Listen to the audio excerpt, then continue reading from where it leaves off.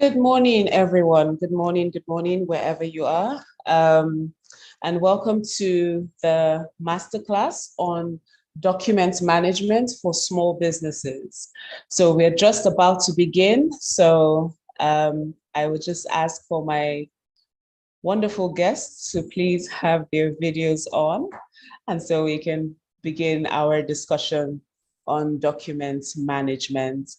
I'd like to thank everyone that has joined us so far. First of all, thank you for being on time. It is 11:02, so I believe we can officially kick off with this masterclass. I'll introduce myself. My name is Sheila Ojay, and I'm the Director of Strategy, Funding, and Stakeholder Management at the Lagos State Employment Trust Fund, LSCTF.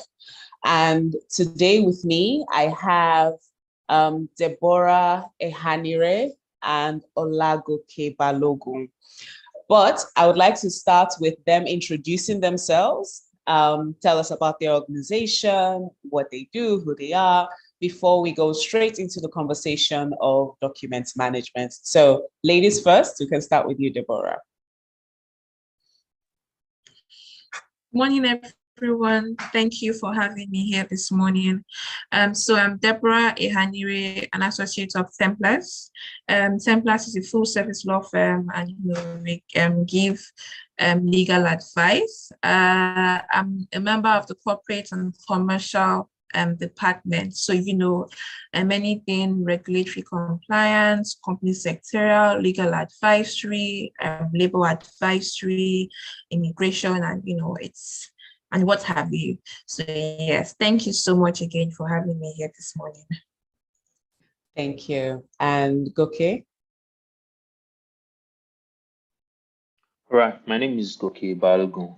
I'm the CEO and co-founder of SoFresh Neighborhood Market. SoFresh is Nigeria's leading healthy food chain. We serve a variety of healthy meals, juices, smoothies, salads, parfait. We have 14 locations across Lagos and Abuja, and we are adding our bit to make sure that Nigerians live healthier. Thank you. Thank you. Thank you so much. So before we begin, just a bit of house rules. If you have any questions, please feel free to drop it in the Q&A. In the Q&A section, you can see, I'm sure you can see the Q&A, so please feel free, or you can leave a chat and I will be able to see your question. So now, document management. This is a very interesting topic. We're in the era of digitizing and saving the trees. So I think we can start with you, Deborah, to just like in terms of a definition for anyone who's here and doesn't know what it is, what exactly is document management?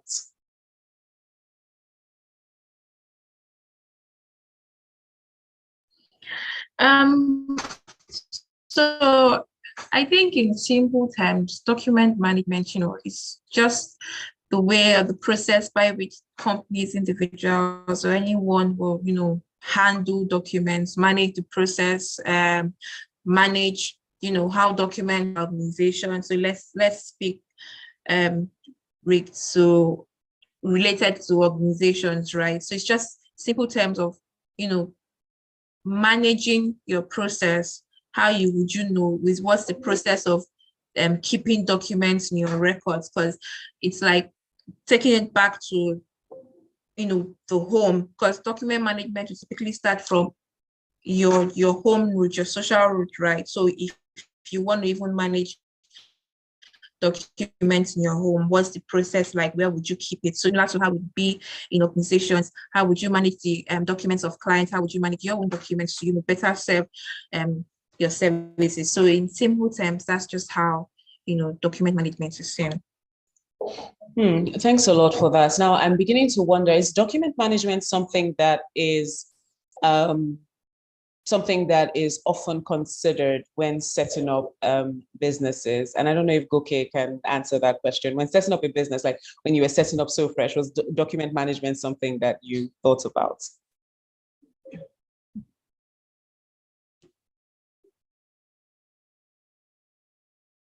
You're on mute. All right. Yes. Yes and no. So starting up business, I'd already had I had about 10 years working experience in different multinationals, and so I knew how important documentation was. So yes, we started out, prioritizing how we document, things, processes, activities, and all of that within the business. But of course, as a small business as well, we also took a number of things for granted. That's why I said yes and no. So yes, we prioritize some aspects of documentation because I knew how important it is for businesses to have documentation. And then some, we overlooked, and but as time went on, as business, grew and expanded, we needed to take, documentation, more seriously. Okay, thanks a lot for that. And we're going to come back to talk about your experiences because I think that's very important for us to just sort of know, like sort of learn from other people's experiences, including ours at LSCTF as well. So we're definitely coming back to that. Now, Deborah, as the legal person here, um, what would you say are the recommendations of what documents should you actually, as a small business owner, what documents should you actually be storing or keeping? Or should you be storing everything? So I think, not everything. So in as much as people would advise that everything should be stored, um, there's some documents that will have higher hierarchy of importance in terms of why you should store them and how you should store them. For instance, imagine as an SME, as a company or business name, it's important to store your corporate documents. And when I say corporate documents, I would say your certificate of incorporation or evidence of registration of your business name. If you're a company, your CAC2, your CAC3, all those documents that the CAC will typically give you upon incorporation or registration, right? That's something you always should have because that's something you would need to give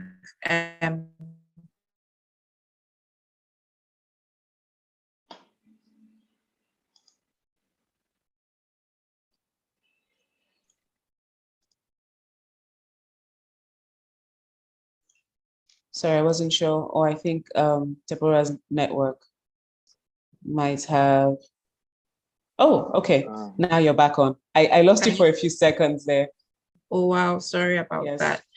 that. So in the same manner, when you're having, dealing with regulators, you have tax filings, financial filings, FRS, any regulator whatsoever, it's always very important to retain documents in that regard.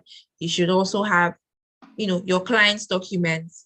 Whenever you're dealing with any client, it's always important to create folders per client to not lose track, because it could be a lot. You're interacting with different people at different times, and everybody expects that you give them your utmost best. So you would always need to, have clients folders.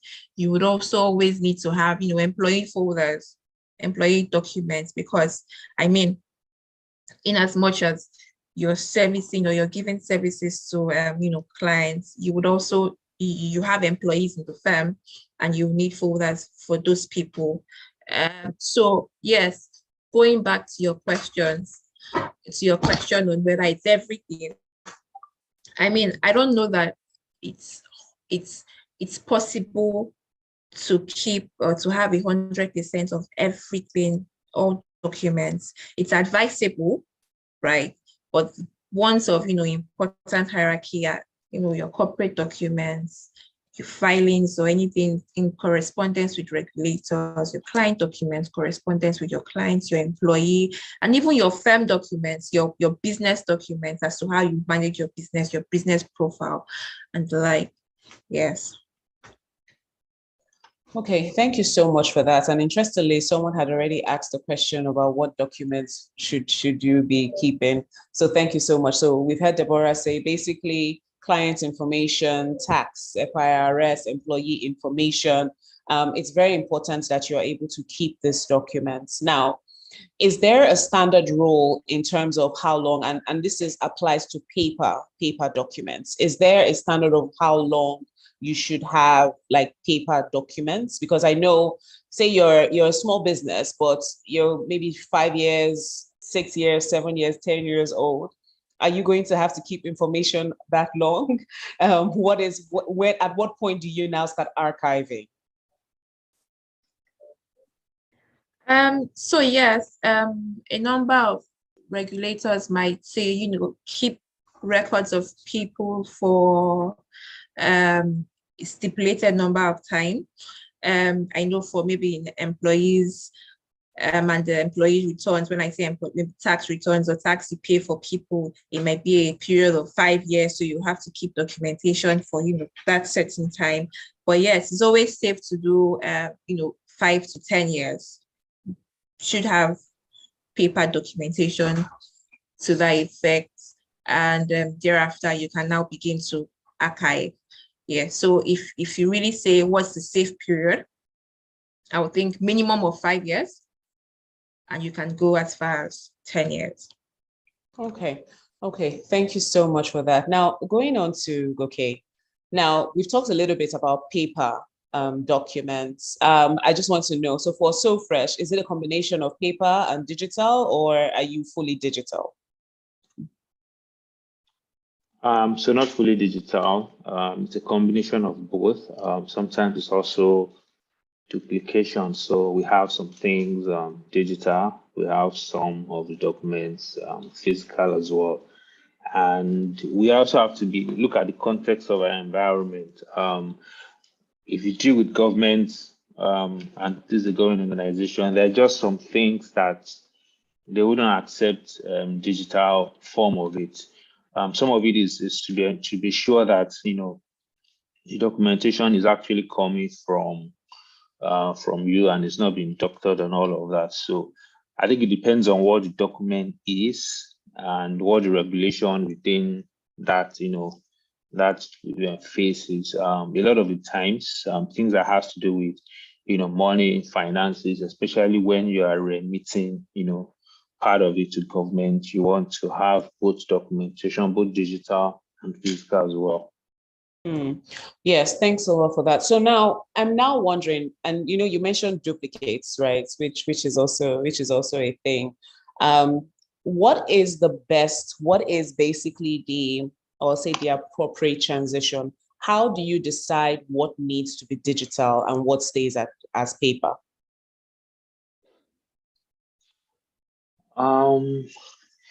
So like I said, it's going to depend a lot on what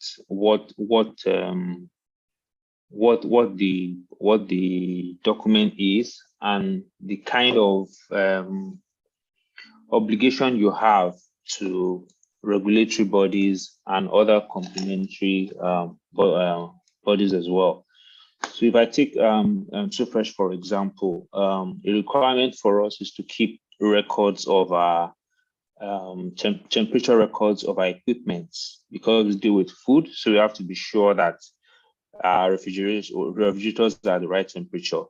They want to see a physical copy of where someone went in, recorded it, time-stamped it, and they want to see that record from time to time. So yes, we would like to keep it digital, but you want to keep such documents that has to do with regulatory compliance. You want to keep a physical copy where a physical copy applies. So I'll say for regulatory purposes, that's one of the first things. If it's for internal use and internal decision making, then you can get away with doing digital, as long as you know that you're always will be able to find that information. So maybe those are the two broad ways I'm going to look at it.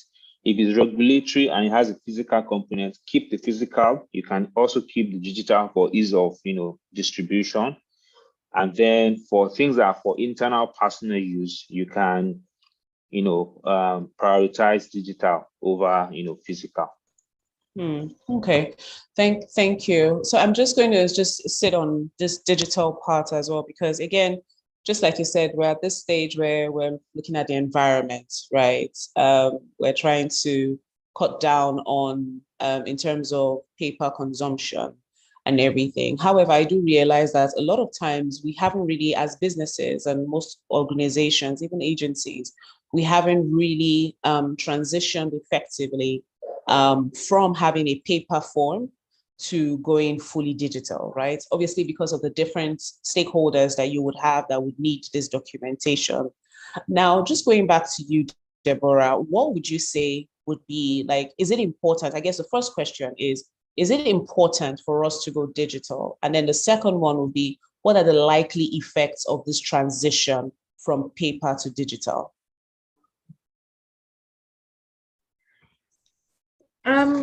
So I think, yes, it's important to go digital. For instance, just looking back at the time of, let's not even talk about it like it's in the past, but 2020, when we had COVID. And I think it's everyone can agree that it was the companies who had to an extent gone digital with their operations that could survive, that it didn't take that much heat at the time, right? So when it's digital, then you can operate from any parts of the world. It's easier to deal with. It would even help dealing with clients that out of jurisdiction or out of the country. But if you restrict to just physical, then if you're not in the office, you're not able to get to the office, you're not able to get to the place of work, what happens to you? So of course, you're always encouraged to take one step further and have digital records of this document. So in as much as for regulatory purposes, you would even have fiscal records, you could always create the practice of having scans, scan copies of those things just for ease of doing business, your internal records. And so you could always make references even when you're not in the fiscal space. That's one. And your second question, but sorry, if you could just give me a recap of what your second question was. I was saying, so what are the likely effects of this transition from, say, paper to digital? Okay. So effects of transition. So the first thing I would say is, it's going to be creating that system. So in as much as you can do digitally, the things that would pop up will be data protection, data privacy, security, cyber security, and all those issues in that space. Because when moving or transitioning from paper to digital, those are the things that would easily pop up. Those are the really safeguard your client's documents. Are you able to securely safeguard your documents, and protect them from, issues in the cyberspace. So those are the effects, or those are the challenges that one would face, when transitioning. Yeah, thanks a lot for that. And it's interesting that you mentioned data protection and privacy. Just to break it down to simplest forms, like how many times, I don't know, maybe people that are watching at the really posh ones, but how many times do you buy a car and you see someone's CV as the as the actual thing that is used to wrap, right? So it just shows that just breaking it down to very understandable terms, the importance of having a proper management system, because you don't want to have information outside, like not necessarily your information, as well as other people's information who might have interacted with you, with your organization. Just also the same thing, just touching on that, is also the other likely issues which come up with this transitioning. And one of them is like human error, because we cannot, we cannot forget this thing called, because at the end of the day, it's people who are actually going to do this transitioning. Now, Goke, as a business owner, how do you mitigate against human error in instances like this, when you have to do, because you mentioned that sometimes you have duplicates, right? And sometimes you have paper, and then some things are digital. But in mitigating against human error, how are you able to sort of, put structures in place to avoid that? Okay, thank you. Just before I answer that question, I just think it's important for me to also, I know, the reason we have, the people on this call is because they understand the importance of, record keeping. And I just want to share my experience as well to say that no matter how small your business is today, you want to really take, keeping records, keeping documentation very, very, seriously and as a priority. Because 4 or 5 years down the line, some of those records will be needed, will be called for. And especially if it's a regulatory requirement, and if you cannot produce, those documents, that has been mentioned, then sometimes you have very severe consequence. It could be financial, it could be otherwise for the business. So it's very vital that we take it, very, very, very importantly. And in terms of errors, and how to mitigate it. I think the first thing is to have a standard process and documented procedure. I'm very big on procedure, and so have a documented procedure on how this document will be kept.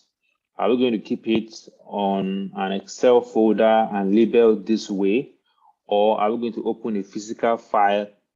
And this will be the triggers for us, filing it off. Who is the one person? There has to be one person that is responsible for a particular type of document, and everybody needs to know who is responsible at that point. And so I'll just say it's probably documenting that process and procedure of keeping documentation, knowing who is keeping it. Do we need to keep it away from, for example, your HR document should only be available for HR and whoever needs it. And HR, for example, decides if the person needs to see it or not, and then maybe for viewing and all of that, and then it's returned back into the file. So having those established, and it doesn't have to be long. So when I say SOP, it doesn't have to be long. It can be 3, 4, 5, 6 lines. It doesn't have to be a 2-3 page document. It's just to say that this is how this document will be treated and all of that. And then everybody knows that this is how we're treating this document. This is where we can find it, if when we are looking for it, 3, 4, 5, years down the line. Thank you so much for that. Yeah, so it's very important. I think what really stood out for me is in terms of responsibility and accountability, who is responsible for doing what. It's something that is very important that, sometimes when you're setting up a business or you're running an organization, that is something that can easily be forgotten, or overlooked. Now, just in terms of transitioning as well, going digital as well, there's a lot of conversation around, and I know someone asked earlier, just like what sort of solutions are out there. And I just want to ask, like, both Deborah and Goke, like what solutions do you use at the moment for document management? Okay, so maybe I'll start. For me, very, very, very simple tools. We use a variety of tools. So the world has gone remote cloud now. So we use Google, Google Drive. So the daily communication within the team. I'm sending the sales reports. I'm sending, an activity report that happens on. So we have a Google Drive that we subscribe to. That happens on Google Drive. And the good thing is, if you're still at a very small stage and your data is not much, 15 gig is free on Google, so you don't even have to pay for it for now. It helps you get a hang of it. So Google Drive is one thing we use. We also use Dropbox for more protected types of documents that is restricted because you have more protective features on that as well. And then we also now implemented an ERP that has a document management system on it, and we're eventually going to transition all the Dropbox, the Google Docs on that management system. Aside that, we still use the very very old-fashioned but effective filing system. For some of our key things, we use the physical files for some of the key things, and then lock them away. What's it called, in a safe cabinet. And then for things like sales and all of that, like I said, we have an ERP where daily activities are lodged and documented. And if you need to pull out any kind of information, we just go there. Then for things around legal, and again, because of the size where the business is, we have external investors. So a lot of our legal documentation are stored with our company secretaries, which is a law firm. So a lot of that are stored, with them. And those are physical copies as well. Thanks, Deborah. For us, I think Goke even has a lot with different methods to use. But for us, it's simply just we have the tagging system. So where we tag documents and then thereafter save them on the firm's cloud, if you know what I mean. Yeah, so it's just simple, tag those documents, because each document should have a separate tagging number. And that way, because we also have multiple, there's always correspondence and back and forth. So you just have the final document that was sent, is tagged and then saved to the cloud. But again, because we're also company secretary to a number of companies, so what we do is we of course would have physical copies. So in as much as we have scans of everything and saved in different folders, we also retain the physical copies that we have in the company files. So that's pretty much it for us on our end. Okay, thanks a lot for that. Yeah, so even at LSCTF as well, we use SharePoint as well. So I mean, just like you mentioned, Goke has actually extensively given us most of the tools. There's also SharePoint. I mean, I think there are also even applications now that you can use even for signing when you need to sign like documents and things like that. There's the likes of DocuSign. So it's good to know that we're really at that point where most things are going digital, and it makes life a lot easier. But it doesn't again take away the fact that sometimes we still need paper. Now, earlier on we talked about having to do with knowing what document to put up and what documents to go digital and what documents to keep as paper. Now, in a situation, say you had like maybe like a call for applications for something, right? And this is just for anyone to answer. So like you had a call for application for something, and then at the end of the day, you've gone through the application process, and a few people have gone through the process, and you decide they become like your clients. However, the ones that are unprocessed or who do not end up going through the process, you still have the documentation with you, and there's like paper form. Now, my question is, in situations like that, what is your decision? Do you decide to go ahead and transition all applications to digital? Or do you decide to, say, okay, maybe there are some of them that we could let go, right? In terms of hierarchy, because Deborah talked about hierarchy of importance earlier when it comes to storing of documents, right? So I guess that's the first question. And I'm sorry that I keep coming with like double barrel questions, but that's the first question. And then the second question is, when you now decide the documents that you need to sort of discard, what is the process? And I would really like to maybe start with Deborah on that one. What is the process of sort of letting go of documents that you do not need?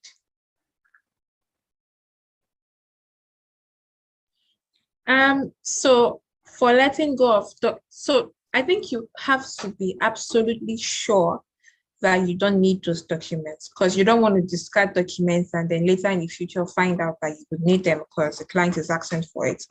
So I would say that except a document except it's finalized and everyone has decided that these documents are absolutely not going to be needed, those documents shouldn't be discarded, because I mean, it's possible that I would give a practical example now, right? It's possible that after you have these documents, and regulators can come and say, we want to see your evidence of filing for as long as you've been incorporated.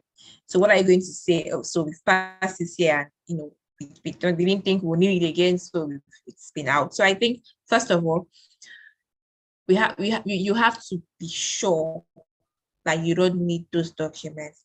And even when you have realized that these documents may not be needed, so it may be discarded, I think it's always very important to save those documents on the cloud, to save them with whatever tools your institution or your organization uses to save them. So you could save them, archives or something in the folder, then go one step further to shred the documents, because we've established that we don't need these documents, or we don't want these documents used on the streets of Lagos as them akara. Let's not just go and use them to be wrapping things outside. So we shred for confidentiality and purposes after we have established that they're absolutely not going to be needed. And so that's my take on that. You decide, you review and see that, okay, yes, this is not going to be needed. You save, just because you can't tell, something might come up and you see that is needed, but then again, you take one step further because you've seen that, okay, may not, but let's be cautious and save.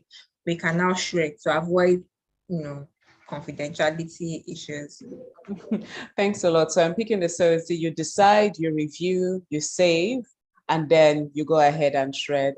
Now, Goke, have you ever, during the course of doing business, have you ever had issues or processes when you've had to do disposal of documents?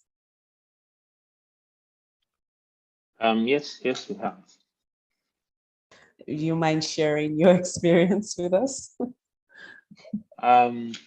So because for us, the kind of documents we keep are 100% ours, not like the old other people's documents. So we decide, when the document is no longer useful. And so typically things around transactions, invoices, receipts, and all of that, after 5 years, we usually discard them.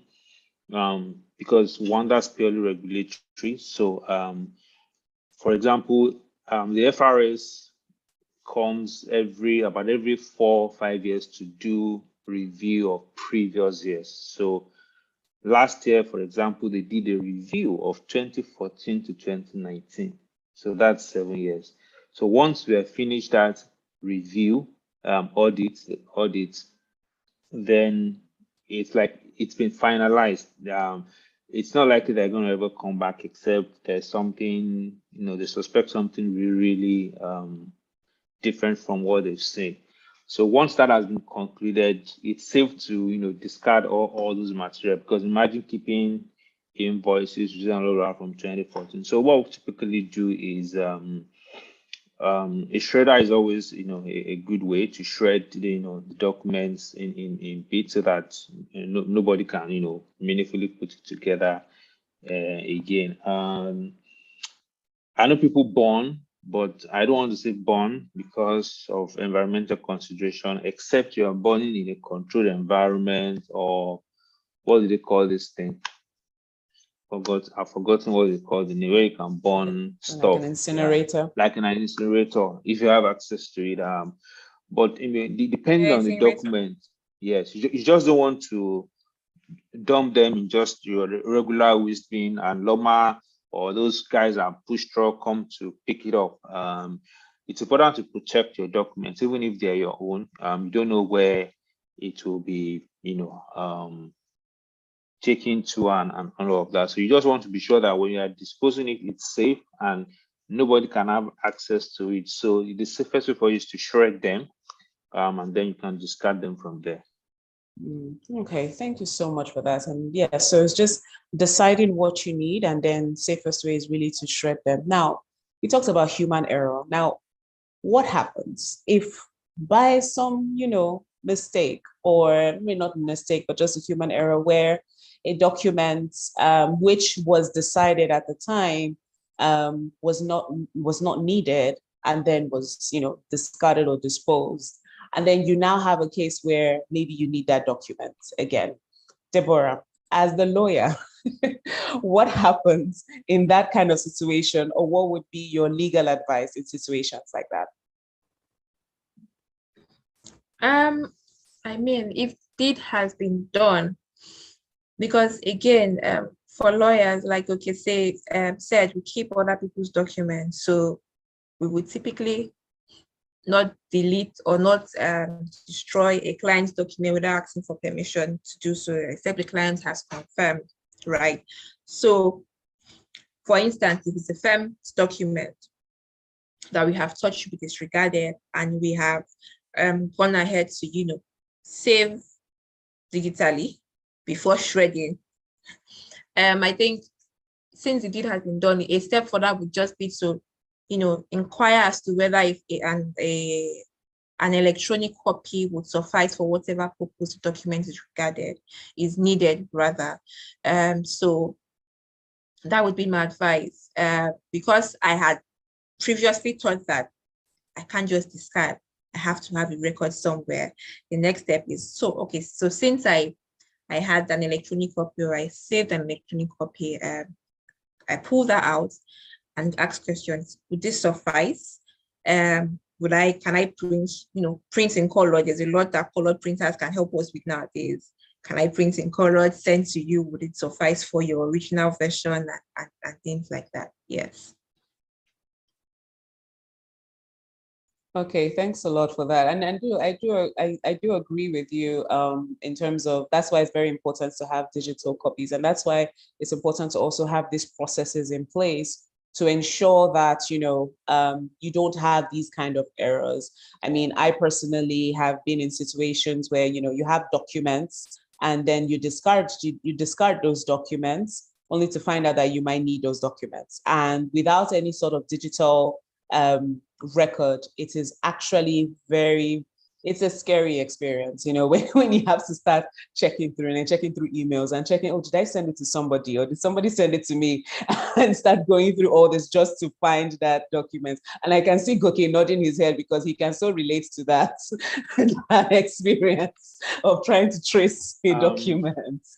I just want to pin that the email, now that I enter the email, one of the ways that I keep documents is email. So you can actually organize folders within your emails. It's something you can, Google on how to do that. You can create folders in your email. So documents you've received, emails you've sent, you want to keep, you want to put them out in a folder. So it's even easy to reference, in future. So even the email, it's a good way to keep some documents. Yeah. And there's another point. Yes. I'm yes, sorry to cut you. I would even suggest that after keeping these documents in folders, by virtue of your emails, you could go a step further and save these documents on the cloud. Because I have a personal experience. I think about a month ago or 2 months ago, my laptop just, because I would typically have folders of everybody on my laptop, because it's always very easier to just go and pick according to years, because I had this filing system where I would save according to what happened each year.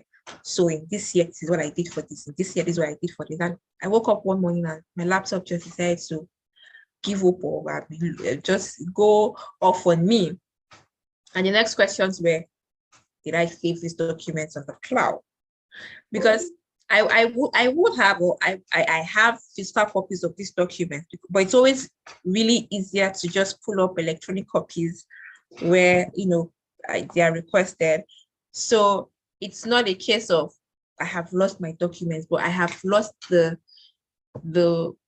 ability to work easily without my electronic documents, and I will have to start getting all those scans again. So as another step of saving documents on the folder via emails, I think you should also go ahead to save on cloud. Thank you so much. Yeah, so saving on the cloud. So I see there are a few questions. So I'm just going to ask a few of them. So there's one for you, Goke, from Simon Peter Omor, and he says, how do you ascertain that your legal documents with your legal consultants are kept in a secured environment?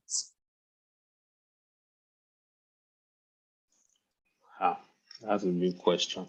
I guess the first thing is to be sure how competent and organized the legal person is. Honestly, I'll say when you're starting out, a lot of legal documents you have, you can keep them personally. But if you're sure that this person, takes their work serious, and you know the pedigree of the kind of firm they're running, then you can always keep it with them. And just as a safeguard as well, you can also keep copies for yourself. You can keep either you keep the copies for yourself and let them hold the original, or you let them hold the copies, you hold the original. The idea is that the more duplicates you have, in terms of legal documents now, the better. So I'll say, take a good look at the legal firm before committing your documentation to them. Yeah, so take a good look at the legal firm before committing your documents.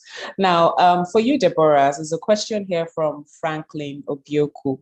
It says, how can one come up with an SOP for document handling?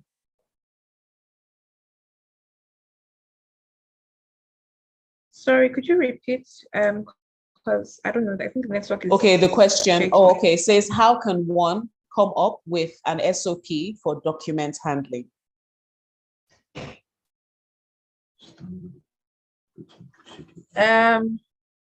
SOP for document handling. I think it's to just simply have a layout of how you want your document processes to go, handling of your documents should, to go or to turn out, the process of management or document management in your organization. And once you have that, then it's you can take it up from there, because you have to consider your business operations, you have to consider your field. You could even take another step of trying to, if these documents are publicly available, you could speak to your peers in other firms to see how they manage it. And when you have all that research, when you've done all that research, you can now come down, put pen to paper, and create an effective way of how you think it should be managed depending on the structure you have in your organization. So yes, that's it. Okay, thanks a lot for that, Deborah. Goke, I don't know if you want to add to that, because I know you also mentioned that you have SOPs and for documentation or document management. So I think Deborah has kind of answered that. All right, so thank you so much. Now, as I'm just reading through there's some questions here that we have already answered, so I would just repeat the answer. So there's Mayowa has asked, what do you recommend, an app or website for effective document management? And we've mentioned quite a few. We talked about having Google Drive.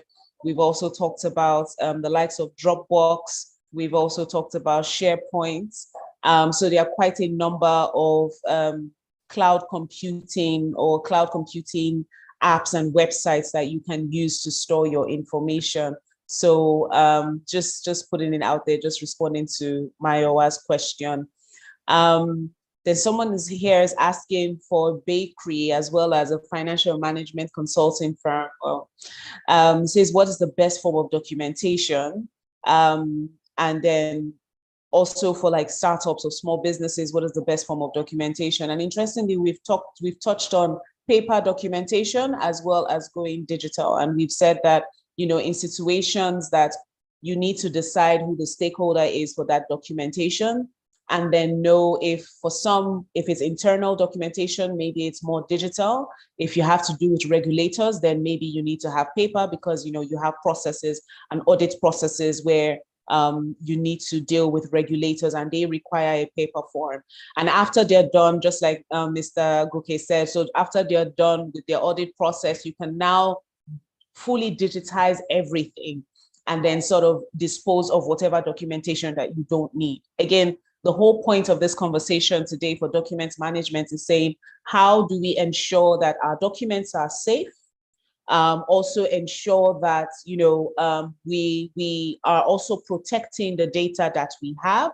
And even when we have paper, how do we ensure that these paper documents are kept well? And when we transition into digital forms, how do we ensure that the processes are done very well in a way that we have all the information that we need?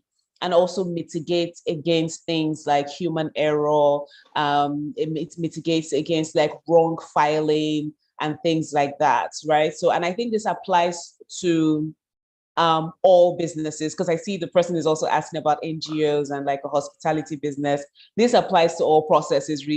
Determine who it is, who is the user of this document, and how best can you sort of engage them on in terms of documentation, and then going ahead to archive this documentation. Now, for some people, archiving might be expensive because of the cost implication, like in terms of paper archiving, it might be expensive. And in cases like that, you can decide to go fully digital, but always keep records. Now, there's another person that asked a question with regards to filing. How do you then file your documents digitally? And Deborah also touched on that when she talked about her tagging system of how things are tagged. So it's important that when you're putting things online or digital, you have them, you don't just put the documents, just imagine if you had a cabinet, you don't just throw all the documents inside, you need to sort it out into different folders. So it's also important that in the cloud computing or in also storing your documents digitally, that you have the different folders where so if you have one folder for invoices, another folder for reports, and then even if you have for invoices, you have 2021 invoices, and then you break it down to months, and then you have 2022 invoices, things like that. So it makes it very easy for you to be able to get the information that you need as at when you need it. If you have any more questions, please feel free to type in your questions in the Q&A. Where going towards the last stretch of this the last stretch of this conversation, and it's been a very fantastic conversation with Deborah and Goke. So finally, Deborah. Well, before finally, one question. Before finally, now in setting up a company, in setting up a business, and I like that in this conversation we've had today, we've talked about how important it is for us to be able to document and have an SOP in place and have all these processes in place. Now, do we need to have approvals for our like in terms of disposal and documentation? Let's touch more on disposal. So say you had to dispose of some documents. Do we need to have approvals, right? And then at what point does this approval line end? Because you can have like 1,000,001 approvals. So at what point does it end? Who should have the final say in terms of documentation and disposing of documents? Yes, so definitely.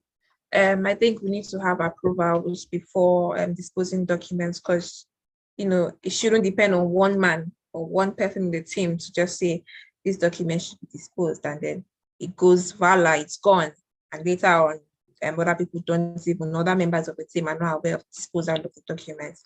So yes, definitely they should have like an approval system before your documents are disposed. Just the same way, I'm sure before you create documents, you would have had the line of chain of instructions. The client must have said, create, and then you create. So same goes for disposal. And then as to who has to approve, I think that would also determine, or that would depend on the corporate structure, the structure you have in your organization, right? If you have, for instance, that we use a firm, right? You have team members and you have you would say associates or senior associates, partners and the rest, right? A junior associate is the one who will typically handle, the groundwork, dealing with clients and the like. So what would happen is, before that junior associate disposes of those documents, you would have to ask the senior associate. So it always depends on your corporate organization, the structure put in place there. The same way, before a document goes out or a proposal goes out to a client, I'm sure the CEO might want to see it. If for some corporate organizations, the CEO is not as involved in the operations of the business, then the person who is typically involved in those things would have to sign off on it. So yes, before you dispose, for companies, it would have to be the person just above you, or who would typically sign off on instructions. Your partner, it may be your partner. If those kind of things don't get to your partner, your senior associates, if typically everything has to go through the CEO of your organization, then of course the CEO will sign off on disposal of that document. If you're dealing with, like in my world, I'm dealing with documents for clients, right? The senior associate would know. The partner would even know that we want to dispose, and we'll go a step further to tell the client that, look, this is your document. What do you think? So yes, taking a step further by telling the client, but that might not be applicable in all circumstances. So to the boiling point, it just really depends on your organization, right? So yes, but definitely, again, disposal can be based on one person. Yeah, of course. Okay, thank you so much for that. So as we're approaching the last 5 minutes, I just have, wow, okay, you have a lot of questions in Q&A. But I will just touch on them. So there's one question here. It may be just in a few seconds. Just basically says, you mentioned the creation of folders for filing documents in email. So if you could please share more light on how that can be done in terms of filing documents in your email or Gmail. So I mean, that it's simple for Outlook, for Gmail, for Yahoo Mail. I think all mail have that so you can create subfolders. So your email, you have your inbox, you have your sent folder, and all of that. So you can create folders yourself to say HR documents, and then when an email comes in that is HR related and you want to store away, you just tag them or send them to the HR folder you have created.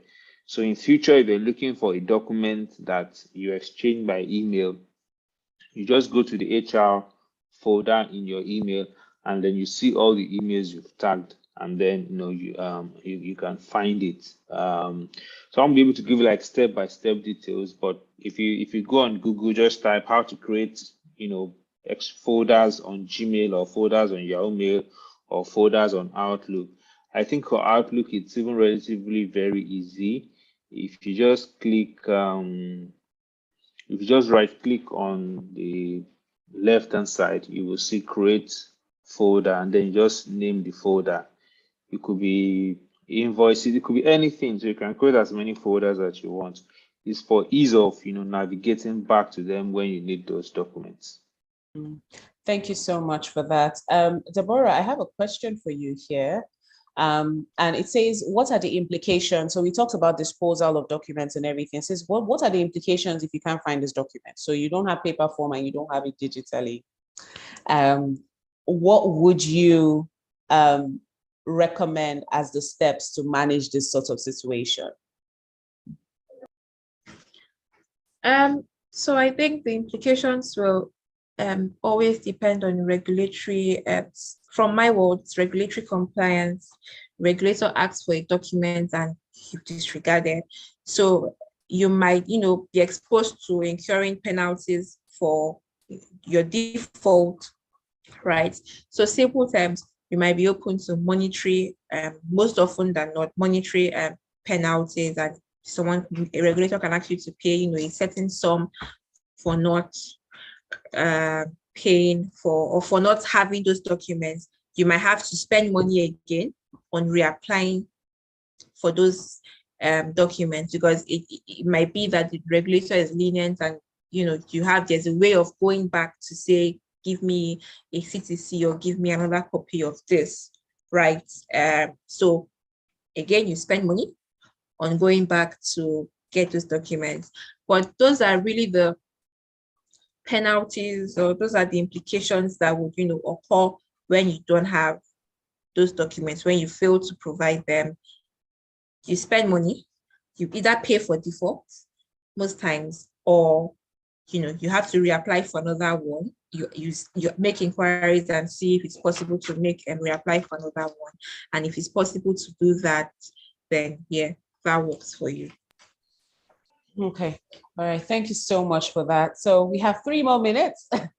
And so I would just like to get starting with you, okay, what would you advise? What would be your, you know, tip, your key tip to business owners when it comes to document management? So I think my key tip would be to identify, you know, I've talked a lot about, you know, regulation today, because it was my experience. When you start out business, a lot of time, for many reasons, you find a need, you want to solve the need, you have a creative spark, or it's just, you know, you need to survive, and that's your primary focus. But like they say, you know, I have learned in the house, there's no ignorance in law. And once you start a business, I mean, so forget about everything you've done before today, but start looking at all your documents and identify which one. So you can speak to a good lawyer or somebody that knows your industry. There are some key documents that will be required for you to keep. Um, from the finances as aspect, that applies to every industry. So you want to keep your financial record straight, invoices, receipt, expenditure. If you send out someone to buy recharge card of 200, 300, document, you can have an internal documentation system. You can have a small voucher where someone signs for receiving 200, 300. And so be sure that you have documents for everything that is coming in and out. Apart from the regulatory bodies, it helps you keep track of your own expenditures and receipts. They have done what they do, so we just continue.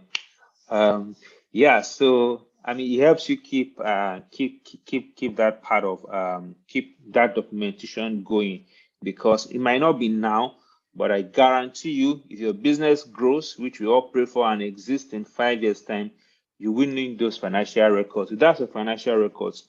For other kinds of records, you want to speak to someone that understands your industry a bit. For example, if it's food, if you have any record around how you receive, how you keep, how you store, how you assure food safety, you want to keep it, because even if you are small now and you are not answering to anybody, in future you answer to anybody. I'm going to say one last thing around why documentation is very important and why you need to keep all the documents. We started business in 2010. In 2016, we received an investment from a foreign equity firm for the very first time. Sorry, in 2018, that's 8 years after. When in 2019, I was on a panel with one of my investors, and they asked him what one of the reasons we invested in SoFresh. And he said, apart from that, the business looks good, they were doing well, they were keeping their records straight.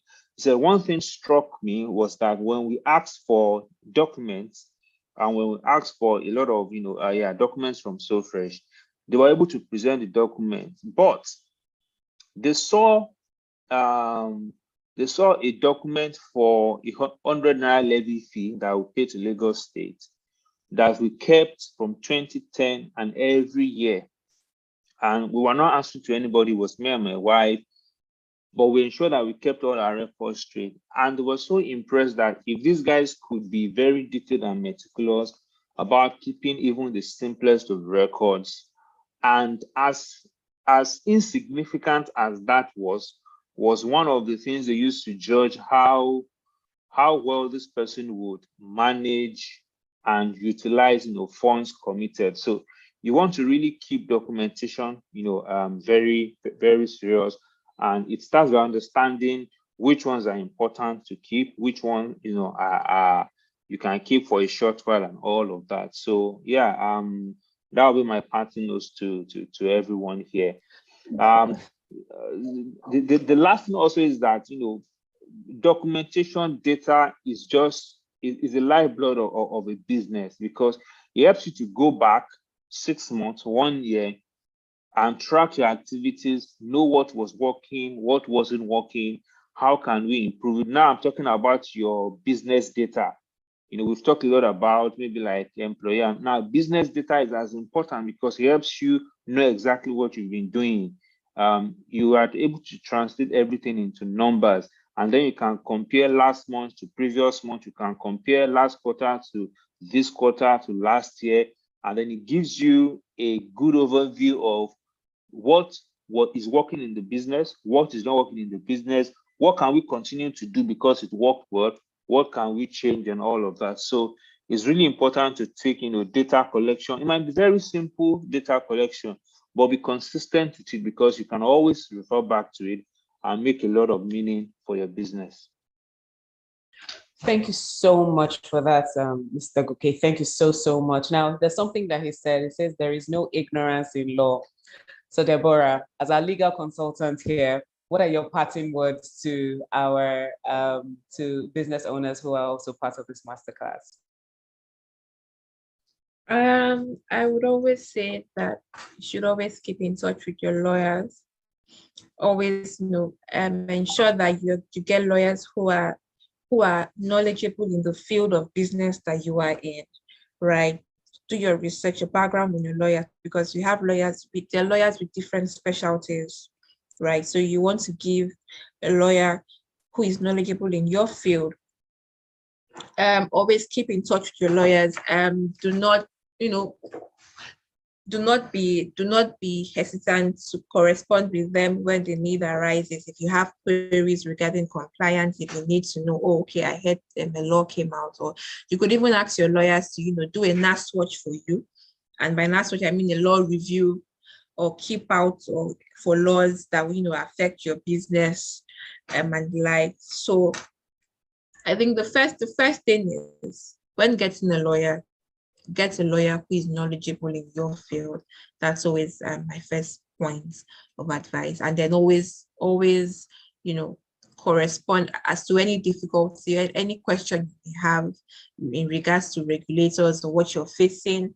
And if you want a legal view, just always go to meet your lawyers. Don't run away because you wouldn't want to pay an extra charge, because, it's always better to deal with issues before they arise. Right. So yes, that's my advice.